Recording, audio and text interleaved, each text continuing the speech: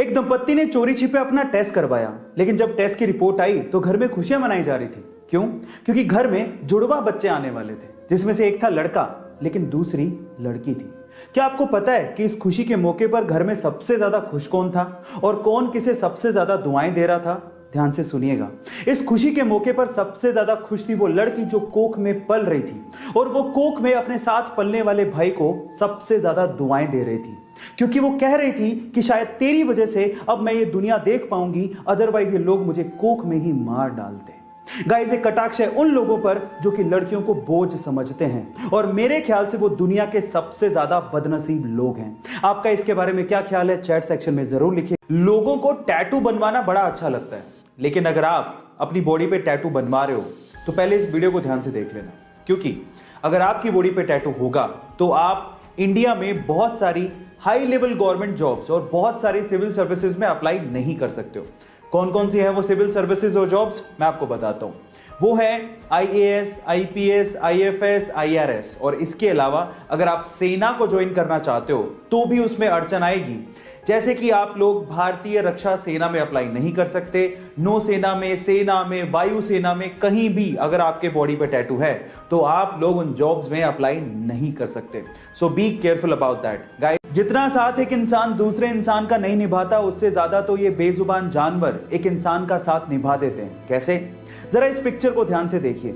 इस पिक्चर को एक्चुअली एक हॉस्पिटल की नर्स ने खींचा था। उसके अनुसार ये बुजुर्ग पिछले 3 दिन से अस्पताल में थे, लेकिन उनके परिवार से कोई भी सदस्य उनसे मिलने नहीं आया। पर ये कबूतर पिछले 2 दिन से उनके बेड पर आता, आके बैठता और थोड़ी देर बैठ के चला जाता।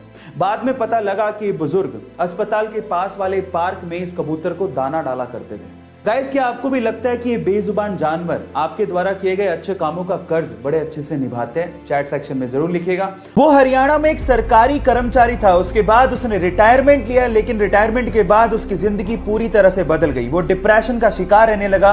उसे physical problems, medical problems, mental problems तक होने लगी। 1.5 साल तक वो बेड पर ही पड़ा रहा, और किसी के सहारे के बिना तो वो उठ भी नहीं सकता था। लेकिन उसके बाद उसने अपने दिमाग को समझाया, अपनी विल पावर को जगाया, और आज वो बंदा 60 की उम्र में एक सीनियर एज रैंप मॉडल और एक एक्टर है।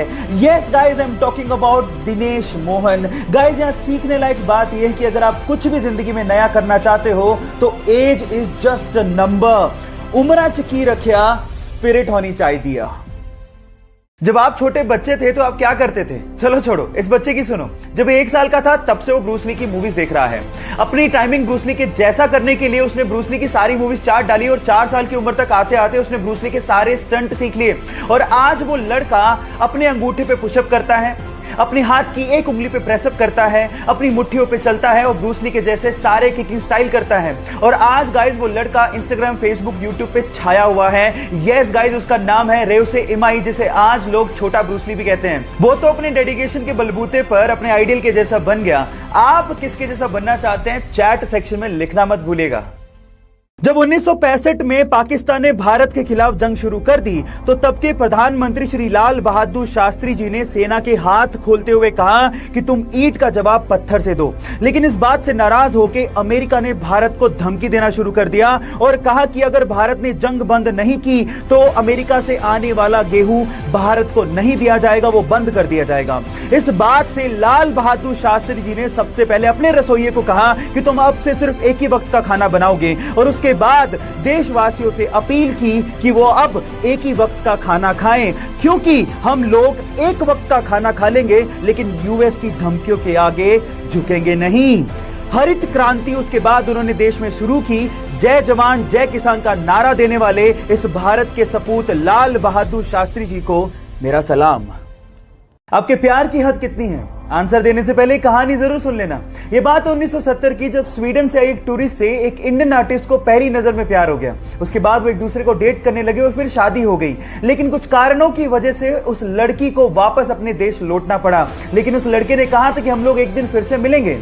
इतने पैसे नहीं थे कि वो लड़का फ्लाइट ले सकता, इसलिए साल भर बाद उसने अपना सब कुछ बेच के 60 रुपए में एक साइकिल खरीदी और 500 रुपए लेके दीवाना निकल पड़ा दिल्ली से अपने प्यार से मिलने। और 4 महीने की मशक्कत के बाद कोई टेक्नोलॉजी ना होने के बावजूद भी वो स्वीडन पहुंच गया। इतना शिद्दत वाला प्यार देखकर लड़की के मां बाप ने लड़के और लड़की की फिर से स्वीडन में शादी करवा दी।